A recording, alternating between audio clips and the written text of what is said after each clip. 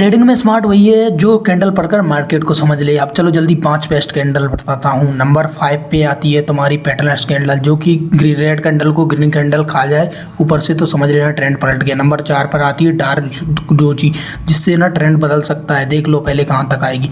Number 3 three soldiers का मतलब पता ही है, 3 ग्रीन कैंडल मार्केट बदल गया। नंबर 2 3 डार्क ब्रोक कैंडल, मतलब सीधा डाउन। और नंबर 1 पे आ गया तुम्हारा ये डोजी, जिसके अंदर बनेगी लाइक एंड फॉलो कर लेना। इस फेयर वैल्यू गैप की एक्यूरेसी 90% से ज़्यादा, इसलिए ऑपरेटर नहीं चाहते इस वीडियो को तुमको पता चले, इसलिए डिलीट होने से पहले सेव या डाउनलोड कर लेना। अब सुनो करना क्या है। सबसे पहले मार्केट में ना फेयर वैल्यू गैप ढूंढना है। फेयर वैल्यू गैप मिल जाए उससे पहले ब्रेक ऑफ स्ट्रक्चर हुआ होगा, वहाँ रिटेल ट्रेडर ने अपना पैसा लगाया होगा, उसके नीचे उनके स्टॉप लॉस होंगे। और अगर मार्केट को सच में ऊपर जाना है तो रिटेल ट्रेडर का स्टॉप लॉस खाना पड़ेगा। स्टॉप लॉस खाने के लिए जब वो नीचे आएगा और स्टॉप लॉस हंट होगा और प्राइस जब फेयर वैल्यू गैप पे आएगी, तब वहाँ ऑपरेटर अपना वो इन्वेस्टमेंट करेंगे, क्योंकि वहाँ पे प्रीमियम सस्ते दामों पर मिलते हैं। और ऐसी वीडियो के लिए लाइक एंड फॉलो कर लेना, एंड मार्केट जाएगा ऊपर, एंड लाइक एंड फॉलो। ये 3 1 आवर की कैंडल है। मैं बीच वाली कैंडल को मार्क करूंगा as a fair value gap. और अब मैं 5 मिनट के चार्ट फ्रेम पर जाऊंगा और देखूंगा ये गैप कब टैप कर रहा है। जैसे ही टैप करेगा रिसेंट स्विंग को मार्क करूंगा और वेट करूंगा उसके हाई ब्रेक होने का। जैसे ही उसके हाई ब्रेक होगा और बीच में कोई ट्रेंड है वो चेंज होने वाला है, जो कि 5 मिनट के चार्ट फ्रेम पर है। फिर उसके बाद मैं ये बीच में फेयर वैल्यू गैप है उसको मार्क करूंगा और देखूंगा कि प्राइस वहाँ पर आएगा तो वहाँ से बाइंग आ सकती है, क्योंकि ट्रेंड रिवर्सल हो सकता है।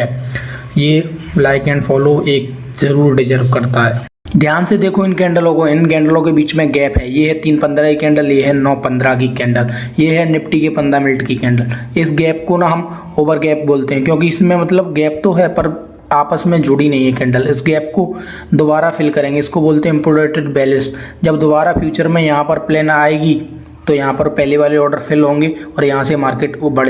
ये जो वाइट वाली कैंडल दिख रही है ना, इन पे फोकस करो। फोकस क्या करना है, देखो 1 2 3 4 चारों कैंडल की विक्स के फोकल कर लो। जैसे जैसे मार्केट ऊपर जा रहा है विक्स बढ़ रही है, फिर ना एक बड़ी सेलिंग कैंडल आ गई। इसका मतलब समझते हो कि आगे ना मार्केट में सेलिंग आने वाली है। और ये देखो सेलिंग आ भी गई। और ऐसे ही मूव कैप्चर करने के लिए लाइक एंड फॉलो ज़रूर करें, क्योंकि ये फर्स्ट कैंडल है और ये बनती है सेकंड कैंडल, जिसका हाई मार्क हुआ और नीचे लो मार्क हुआ। अब एक नई कैंडल बनेगी जो कि एक इनसाइड कैंडल है, ये मायने नहीं रखती। अपन को देखना है तो इसका स्विप हाई और इसका स्विप लो।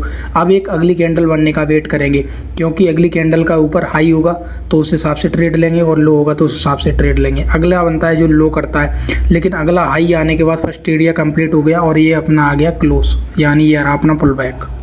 ये मेरी वन डे की कैंडल है। अब मैं इसका हाई और लो मार्क करूंगा। अब मैं चाहता हूं कि 5 मिनट के चार्ट फ्रेम पर ये स्टॉप लॉस कलेक्ट करे। इसने ऊपर वाला स्टॉप लॉस कलेक्ट किया। अब मैं इसके लोगो मार्क करूंगा। जहां पर ये मार्क किया यहाँ फेयर वैल्यू गैप भी बन रहा है, इसका मतलब यहाँ प्राइस दोबारा आएगी। जब यहाँ प्राइस दोबारा आएगी तब हम बाय करेंगे। जैसे ही यहाँ प्राइस दोबारा आएगी फिर हम बाय कर देंगे और ये हमारा एंट्री हो गया।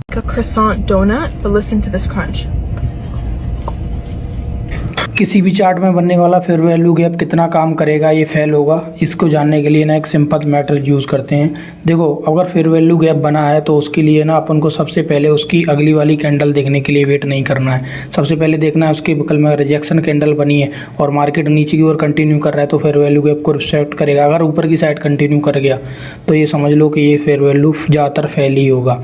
अब अपन को करना क्या है, अब अपन को आगे करने के लिए ना ये कैंडल का लो है वहाँ पे अपन स्टॉप लॉस लगाएंगे और आगे की साइड एंट्री लेंगे, क्योंकि इसने फेयर वैल्यू गैप को रिस्पेक्ट नहीं किया और अपन आगे की साइड टारगेट ले सकते हैं।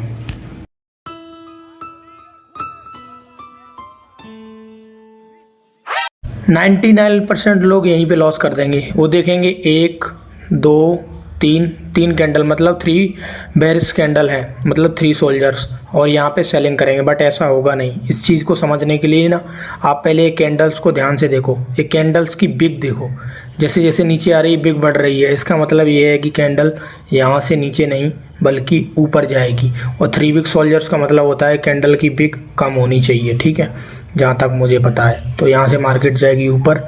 बाय एंड सेल कोई रिकमेंडेशन नहीं है। और हाँ भाई फॉलो कर लो, टाइम लगता है ऐसी वीडियो बनाने में।